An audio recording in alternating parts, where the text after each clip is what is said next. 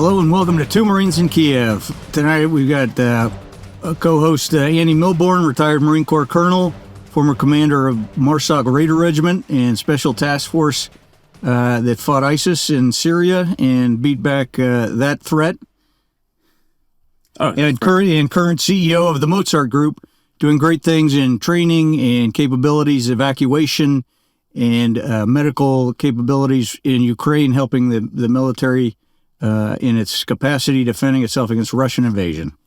And also Andy Bain, same first name, same background to an extent, also a Marine, and now CEO of the Ukraine Freedom Foundation. But more important than both of us is our guest. And we're going to simply call him Q. We're calling him Q not just to protect his identity, but those of you who are fans of James Bond movies and who could not be, will remember Q, the ingenious scientist who was kind of the brains behind the gadgetry that made James Bond License to Kill. And Danielle, very modest guy, but most extraordinarily adaptive scientist and army officer, and here today to talk about how the Ukrainian military has adapted to Russian tactics, techniques, and procedures. Great pleasure to have you here. It's a pleasure, and thanks for invitations and greetings from Kyiv. My invitation's in Kyiv, so we are welcome you, everybody who comes to Kyiv. They're brave and heroes right now. We paid him to say that. That was from our sponsor. Every time that you have hosted us at we call it the kind of what's the place called? Skunk Works, right? Yeah. Are you familiar with the term from this is the Second World War, right? But it's kind of similar. The factory that you own. It's a very eclectic mix of warriors and gadgetry. Can you talk to us a little bit about how you transferred from being a businessman into this military scientist? Yeah, it was basically 8 years ago when we started with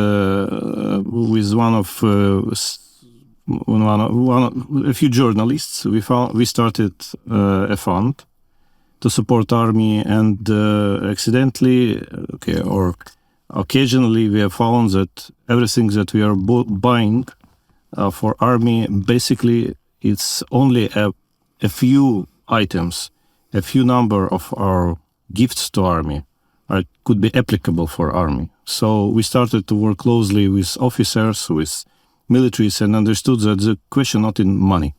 Mm-hmm. So it doesn't help to army just spending money. It just takes people maybe a moral rather than real efficiency.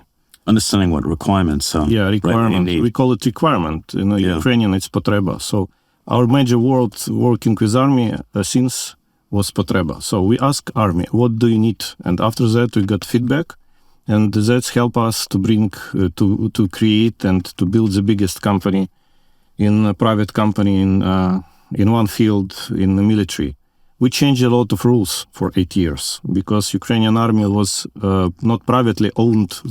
It wasn't privately owned companies on the market, military market. And now it's around 80% of all supplies to army comes from private owned companies. Okay. And it's a huge changes for these 8 years, and there are lots of success that you see on the Ukrainian front line. And in this war, it was due to private people, small groups and small companies which brought it. I remember back in 2014, your firm developed an artillery spotting tablet that was used a lot, and with a Freedom Fund bought some of those and helped out. And it was really innovative because on the tablet you'd have the map, and a spotter could go up with the map on the tablet and just press where the enemy was, and it would get automatically fed back to the artillery unit, who could then send forward artillery. I actually took several of those back to the United States, and I took it to the Marine artillery battery and showed the battery commander, and they were really blown away by the capability that it had. The one thing they said at the time was the National Security Agency would not allow Marines to use it because of the communication compromise, encryption. It was way too innovative. It wasn't tied into the great industrial complex. It was far too effective and done too inexpensively for the American military industry. But we toured your factory last month, and it was straight out of the James Bond with all the things you're coming up with. And we went into the room with the Molotov cocktail, specially designed to, and then the missile training system you had. It's really fascinating. But if you talk more about what you were saying on how you're innovating and adapting, I think that's really interesting. Yeah, really what you said about first gadget and first software for artillery support, I wasn't the creator of that. I wasn't an engineer, saying frankly. It was the idea behind what I said. We joined with one team, small team, which had an idea, and we just given them some investments, some space to work. And this company now is number one group. I would say not company, because this is a group of people who supplied the software to the army. And this program now is about 90% of all the gadgets, all the artillery tablets on the market has inside. It's different. It's totally different. And now I would say that without the system, our artillery would be blind at all. Mm-hmm. But of course, I can ask people who created that next time to visit you, because without these guys, our success in army was much, much less. And my opinion that on that sample, it was very good. It was very good shown how small investments and working with people who are motivated to do such a things, not under pressure, gives you a very good result. Yeah. After that, we had lots and lots of products developed on with such an idea that we found the key people, which are saying that we have this idea, but we are people who can bring this technology, but we don't have, some common things to develop. And we started to invest in such small groups. We are engineers, so the major problem was we created a venture fund that started to started to invest to small ideas to people with some smart ideas. The most problematic behind that, the main problem behind that was requirement from army. Yeah. Because even if you have perfect idea, this is ridiculous. But the software were not bought by army. Only this. We have only one problem, which was minus investments. Yeah. It was this software. It's free of charge. Now it's like Android. It's free of charge to the market. But because it was done, behind that environment, around this program, it started to build new technologies. And these technologies is communication, as you said. Yeah. We started to invest to communications, which can connect these tablets around.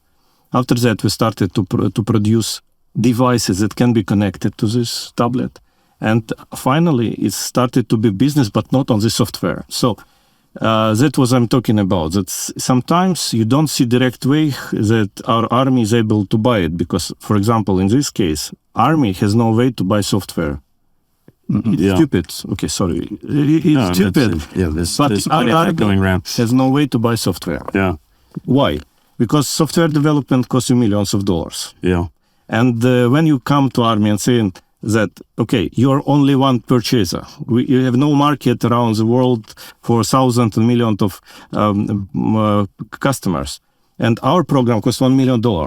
And they say, no, but Windows cost us $100. How it could be? So it's ridiculous situations, but we understand that this is a system.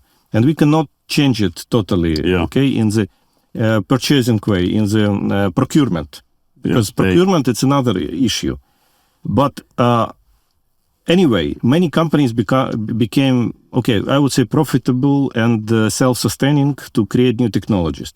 It was mostly in hardware. Mostly in hardware, but you've given some great examples across the board of once this most recent war started, the Russian occupation of very innovative solutions to some serious problems early on, serious requirements. Can you give a couple of examples? I would tell you challenges that we now see, because many people around the world, they overestimated Russia possibilities. Ukraine, fortunately, we understood what's going on over there, because what is going on over we there? speak Russian. Yeah. We understand what they're talking about in real life, not on Russia today, but in real and the real environment in society. And we see that they had the problem that made our army very weak before 14.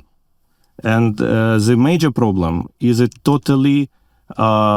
total state environment without private companies, without a freedom to create.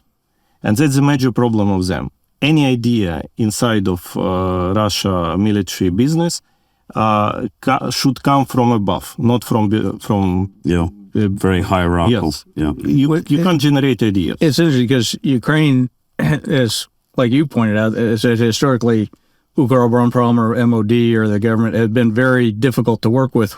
But there's been a need, and there's been sort of volunteers and people with innovation who've made it happen despite the government. And so you've had this it's been by demand, by requirement, a bottom-up innovation as opposed to the top-down that the Russians only allow. Sure, but I am back that only 20% now of military business is done by state companies. And that's what was it 8 years ago? It was 100%. I would say 95%. So it's been a great transition because it's a great transition. And now there is an idea that we should go by American style, that you have a grand contractor, and this grand contractor takes like Boeing, like Northrop Grumman or Lockheed Martin. The case they take the contract because they have budgets, they have understanding engineers, and after that they just distribute small contracts to lots of very smart groups that can create these technologies. And now this is a transferring from the old style of working, Soviet style, and Russia didn't pass it. And that's why Ukraine engineering and Ukrainian manufacturing and military business is much more efficient. I would say we are in different, absolutely different now worlds. So and the way that it's. But what's particularly impressive to us with U.S. background is still how flexible it is and how quickly you can field equipment.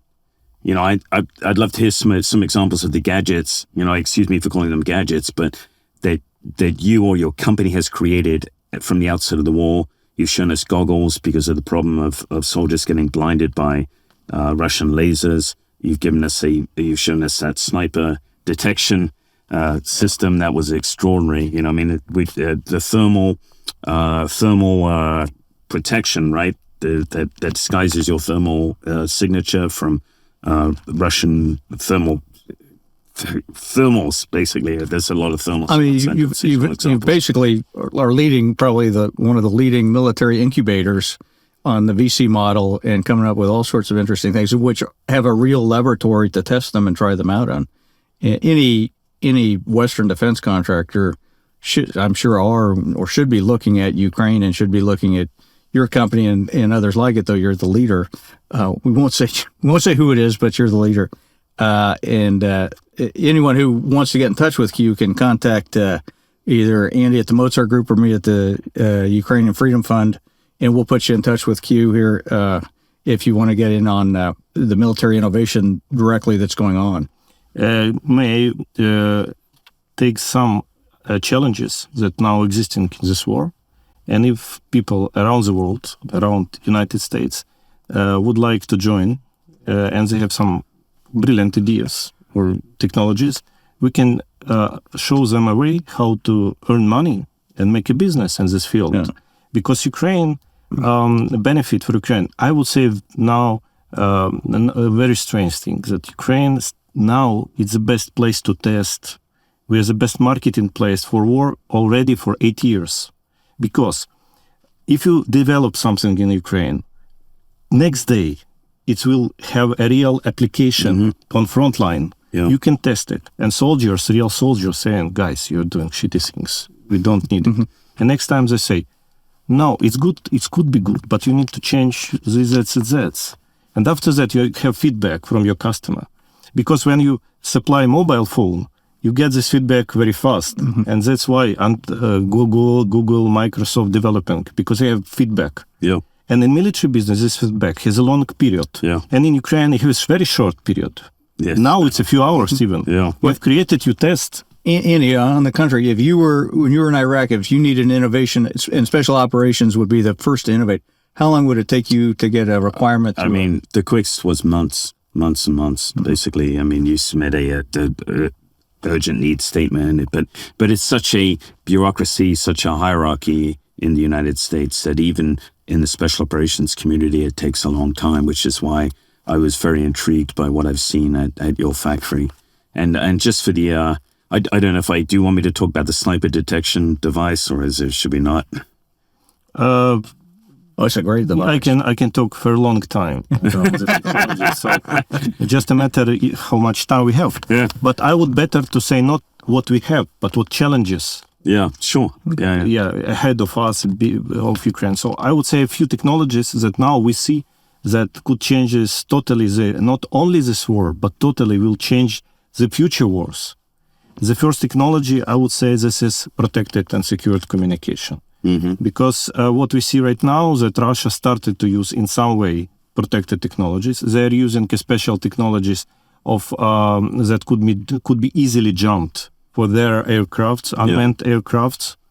And these technologies should be done also by Ukrainian side and other sides and other countries in the future. Of course, this technology exists in the United States and Israel, in some countries, but this is a way how smaller countries with lower technologies will go ahead with modern war, only provided that they have this technology of protected communication. Yeah. Because, and what we are investing to, this is secured communication in, let's say, I would say it's SDR radio and frequency hopping. So these two ways, this existing technology basically, but it should be done in military products, not in huge prices like right now, but it should be done much easier and cheapest way, and this market will be totally changed. Because what we see now in the market, that in the military market, now I'll say from business point of view, that if someone wants to come to Ukraine, I would explain him that there is a market of of communications, secured communications. Yeah. Okay. This brings up an interesting point, because you are then by default a threat to American companies like Harris, yes, who have very expensive secure communications. If you can do much more, I would say it's not a problem only that they have. The problem second is they not have enough. But what they have, they charge a very high price for, and if you can do it for much less expensively, then they're going to be worried about you.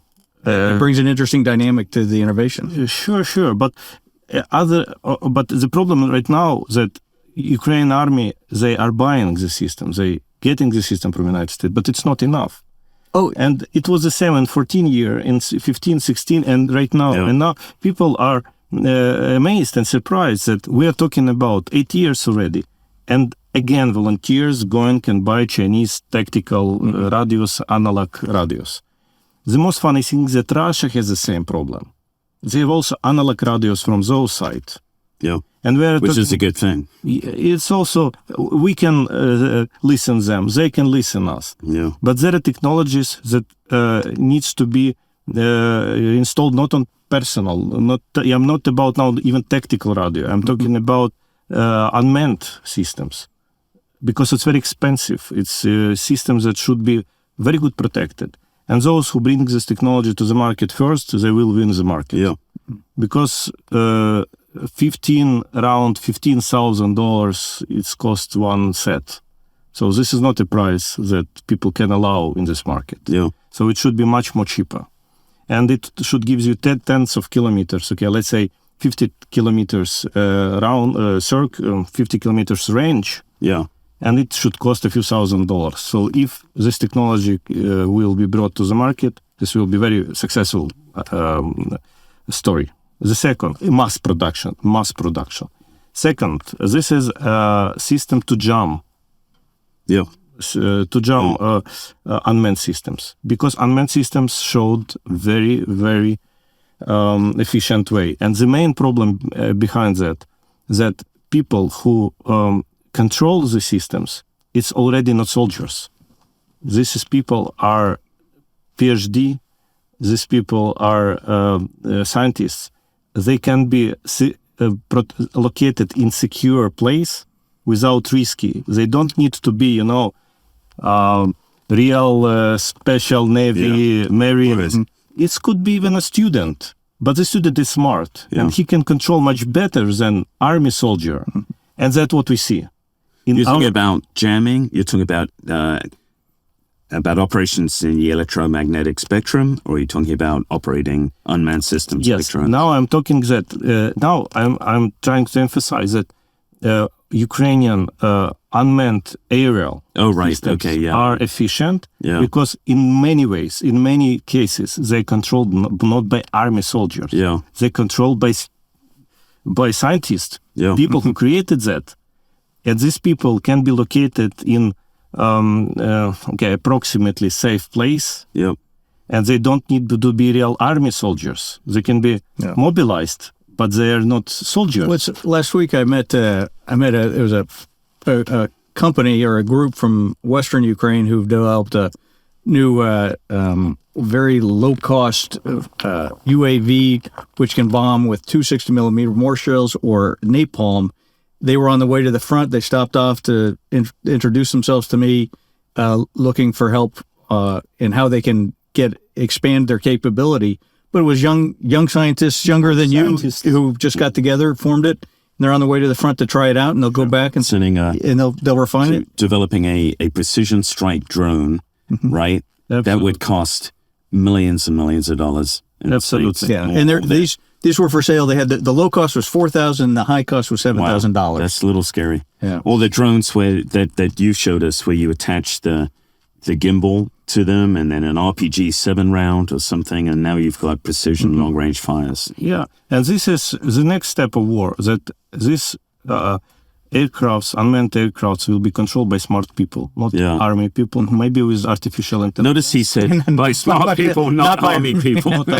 Sorry, I'm not about Ukrainian army. I'm about Russia army. Yeah. That they're stupid, and what they're doing in many cases are very ridiculous from Ukrainian army point of view. Sure, But in our army, in many cases, those who control these drones, they're not army people, like said.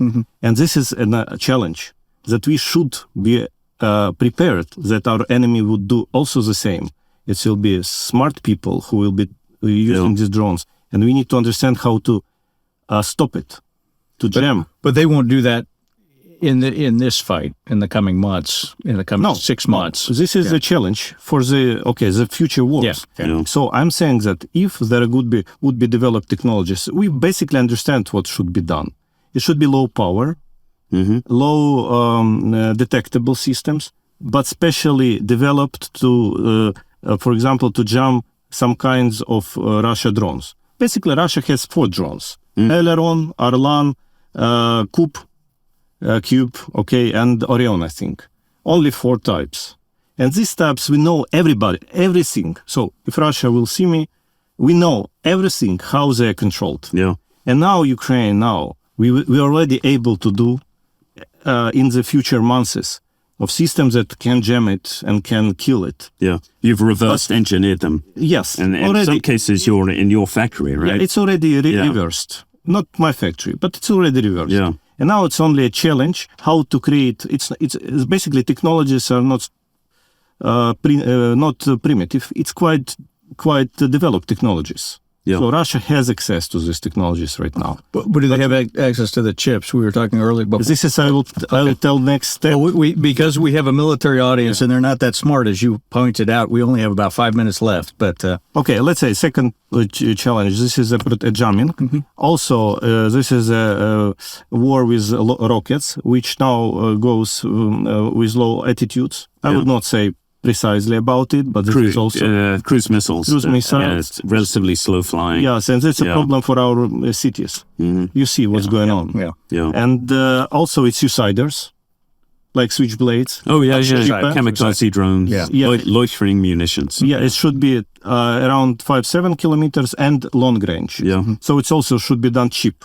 Yeah. As soon as it will be cheap with video link, it will be perfect business. And now I'll go to Russia possibilities to create the same technologies. And here we have a very interesting story that even if Russia will be able to buy it somehow, even out of sanctions, I have in my hands now systems that were bought them without sanctions. For example, inside of many components, there is Intel processors, Altera, FPGA. It's Russian. It's in Russia, in Russia radios, in Russia thermal video.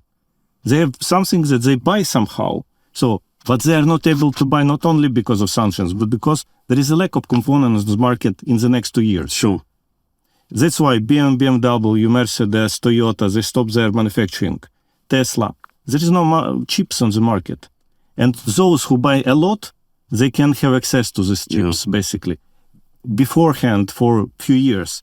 And Russia will not be able, because it will be very easy to detect, And the problem, electronical market problem right now, playing against Russia. Russia will not be able very fast to make a stock of such components. So we have a few years until they will be able. Yeah. And what they need a special, very highly cost and highly performance, like FPGA systems. Mm-hmm. And my message also to producers and to sellers of this FPGA on these companies, distributors, just to follow. Because like Altera, Xilinx companies, Lattice, these companies will be in great need from Russia. And because of problems with the market with these components, it's very easy to detect, those who will try to overcome the sanctions. So if a company violates the sanctions, it'll be easy to find out that they didn't. Yeah, so that's good information. For Ukraine, it's very good situation on the electronic market. I would say that for Russia, it will be very, very hard now to reproduce even what they have right now. Yeah. Excellent. Well, I think we're almost out of time here. Oh, I'm sorry. No, I was just, we had a call just now from listeners asking for an extra 5 minutes with Q. Okay. Well, you didn't know it was a live show, but apparently it is. Okay. Well, no, I didn't mean to cut you off. Just you had more questions? Well, actually, Q, why don't you go ahead and tell us what else you wanted to talk about? I want to ask you about manned, unmanned tanks. You made some very perceptive comments the other day, but I want to give you a chance to finish what you wanted to do. Yeah, first, all companies and people who wants to make military business together are invited to Ukraine. We can support them with all this bureaucracy. We understand how bureaucracy works. And second, my engineer feeling that there is a next step of developing of the war. Not only now unmanned aerial vehicles show their efficiency. Next step is terrestrial land systems. We also invest to that, and I hope, and many companies like Biotechnologies invest, many, like Milburn from Estonia. These companies are only starting this way. Yeah. But this is also the very big step to the next kind of war, where those who will be winning wars will not be army, but it will be a kind of machines and people behind these machines. I don't believe in artificial intelligence. But behind them, but not in them. Yes, I don't believe in artificial technologies in short terms, so in tens of years. But I believe that people who will doing this next wars, and wars, it's inevitable. Yeah. Okay. It will be very smart people who can bring new kind of strategies, tactics like gaming. And next generation of generals will be those who will play now in VR. Watch. My son's gonna love that scene. Yeah. So I want to pursue something you said, and you mentioned it again, but it's fascinating. I was fascinated by it when you first brought it up. So you're talking about first of all, I'd like to hear some of the lessons that we should have learned from this war so far about man against tank, about performance of tanks in battle. I would say that new tanks still are very powerful weapon, but this is powerful if people understand how they should be used. Mm-hmm. And I have lots of. I'm now making my collection of applications of tanks in this war. For example, in city war, Yeah. it's very powerful weapon, but it should be done a different way. So now we understand some tricks already in tanks. We understand why these tanks were not such an efficient as it was programmed, like by military conception Yeah. of Russia use, because Russia used tanks a lot this war and many armored vehicles. Yeah. And armored vehicles sometimes for me it's not. I'm super surprised too much. They put inside of a car equipment for $1 million equipment, Yeah. and they don't have an armor even on this car. I call BMD4, for example. They have aluminum armor because they should be parachute. How would say it? Parachute. Lightweight. Yeah. Lightweight. And Yeah. they put a lots of equipment that people cannot use because it's so complicated that I can't use it. And in many cases, it was principal errors, and this is corruption. Yeah. Because they buy such an equipment They get a because of commission. corruption. Yeah.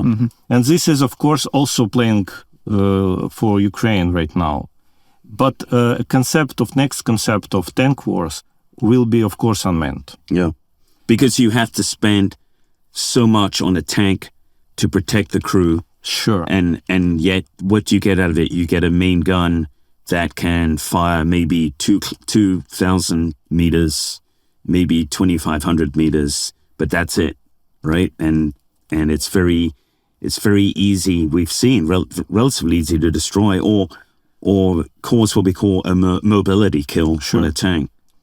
But if you put people inside, then you make it more vulnerable because the tank can go on firing if it is automatic. But if you stun the crew, they become incapable. And crew has also nerves. Yes, they are the weakness in the system. Which it kind of validates the new Marine Corps policy. Yeah, that's where I was heading. Yeah. Thank you, General Berger, if you're watching this. Retrospectively, if you want to make me a general, I'd be very happy. It's the same, not only with tanks, but also with ships.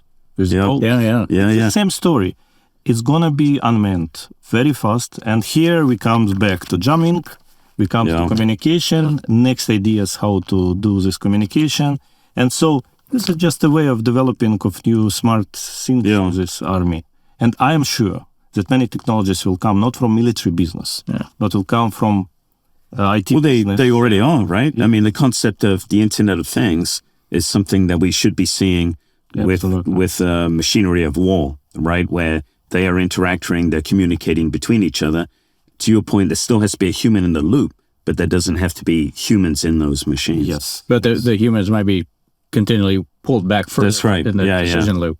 Yeah, I'm a bit frustrated and a bit it's regret for me that this is not the first war when unmanned tanks started to be used. Yes. But maybe, I hope that still there is a chance, maybe in some day, that even at this war, first unmanned tank will be used in some application. Yeah. Unmanned tank. Unmanned tank. Okay. Now, but are the Ukrainians developing an unmanned tank? Or are they looking at it? I know you make I would tanks, say it's right? not Ukrainian. I would say private companies. Private companies working this way. Good. And we have a huge success in that. And I'm sure that in some day, Russians will be very afraid that what they see behind, before them, if there is crew or not, there is a crew. And this is the next step of we call it operations IPSO, informational war operations. Yes. If a crew inside of tank doesn't understand if this armored vehicle is manned or unmanned, it will be the next step of the fighting and winning, because tank without crew has much better performance, even if it's shot. And after that, it could change also approach of our enemies to armored vehicles. Where it can be lighter, a tank with an unmanned, lighter, faster, lower signature, all of these Everything things. could be used. You've made some great comments, though, about also, I mean, I know, let me say Yeah. the application that is very clear. It's mines, because if you would like to make the mining, and that is our idea, we're trying to move this very fast to the market. If you have lots of mines, it's 300 square kilometers of mines around Ukraine. It was 5 times more than was before war. It's a huge problem with agriculture. yeah. It's a huge problem for frontline. Yeah, we were told 126,000 square kilometers. It's huge. Yeah. And basically, the basic technology is tanks. Tanks go, and just the mines, they don't care if there is mine or not. It's just blow up. Yeah. You can't do it by hand, because by your, by my manual, because there is mistake. Yeah. For tanks, there is no mistake. It just goes like a big track. We got involved in this about 6-7 years ago. We looked at this hard, and we looked at technologies using drones to go over, identify mines, and then being able to mitigate them or destroy them from above. And we took this to some of the big demining operations out there, and it wasn't received terribly well, because we showed them that you could do their job a lot more quickly and a lot less expensively than they're doing it now, which then becomes a threat to their operations. And so it gets back to Western bureaucracy, which your innovation is going to undermine. I think that's it's something to consider. Undermine. Yeah. So, as we draw to a close, though, I think the thing that I find also very impressive about you, I know I'm sounding like a sycophant here, but you are very perceptive. You've made some very perceptive comments about the will to fight, right? The will to fight. Not only the difference in resolve between the Russian and Ukrainian soldier, but also, you've somehow ended up as the deputy commander of the Legion, the Foreign Legion, and I know you've discussed the problems of bringing in guys from outside to fight for Ukraine. Can you talk a little bit about that? About Foreign Legion problems? Yeah. Oh, yes. Basically, I would say that the major problem for Foreign Legion, it's not fighting. It's everyday common problems living. It's food, it's a place to live, and in many cases it's conflicts. It's like in real army. Yeah. And there should be people who, and this is different languages, different cultures. Yeah. I can tell you a story. Azerbaijani Foreign Legion guy said me that he was sent to one of front lines next to Kyiv with pork spam. Pork, in his rations. Mm-hmm. Yeah. And he was 4 days hungry. So after that he said, no, I don't want to be with this unit given me. So this is a small thing that should be just a bit more deeply concerned, and there should be a special people who work this, because in my environment I have a few people which are talking, some doctors who can care about people, but in other units sometimes there are no, and this starts to be very low moral approach, and people would like to go to fight, and in many cases they are not understand what kind of tasks before. So my idea that we should invite to the Foreign Legion not only people who want to fight, but also people who want to support those who want to fight. Cooks, barbers, people who do their pay. Psychologists that can talk to them sometimes, to go to them to not who follow them. Maybe it's a kind of... And keeping them together. And keeping them together. In one unit. That's one thing that surprised me. You distribute them, you lose cohesion, and then you have problems. So. People leaving, they are back after again leaving, and this is a kind of mass, because in Ukrainian army you have a kind of rule. You can't leave your unit. Yeah. But in Foreign Legion, it's like a volunteer. Yeah. And in many cases, it should be stuck, something, like adhesive should be. Yeah. And we call it cohesion. Cohesion. It binds them together. Binds together. Yeah. It's not commander in many cases, because commander is from Ukraine. He doesn't speak all languages. Camaraderie. It's understanding they have a common cause. Yes. And sharing danger, sharing all of those things. So I would invite people to come to Ukraine who wants to help those people to get into. In many cases, I saw it's a few cases already in my experience that people came here, they left Kyiv and said that I will stay after war. And his first question was how much apartment cost in Kyiv. Not where are you gonna find how much. But so people sometimes they see future together with Ukraine. Yeah. And this is a great story. My cousin came out. He's a male nurse who he's actually out in Kharkiv now, undergoing the shelling, helping out there. And he said he wants to retire in Lviv. Well, it's a great country. Well, thanks very much for joining us tonight, Q. It's been great to have you. And the audience has kept us over 10 minutes, so you're our most popular guest to date. We appreciate your coming on. I want to thank Andy Milburn, who's got trainers out there getting direct information from all the soldiers fighting the Russians and working with people like you to develop new technologies. And he's relying on donor funding at www.themozartgroup.com. Please help him out. Please help us out. Yeah, we don't want to run out of money. And I'm Andy Bain from Ukraine Freedom Foundation. Freedom Fund. You got me going there, Andy. Is that what I said? I called you Freedom Foundation? Yeah. Sorry about that. Anyway. Yeah. But we're also looking for money at www.theuff.org, and we're buying non-lethal equipment for the Army, and we're a U.S. 501c3. Thanks very much, and we'll talk to you next week. Thanks, everyone. Thanks a lot, guys, for It's a great pleasure having you on. and for your support of Ukraine. Thank you.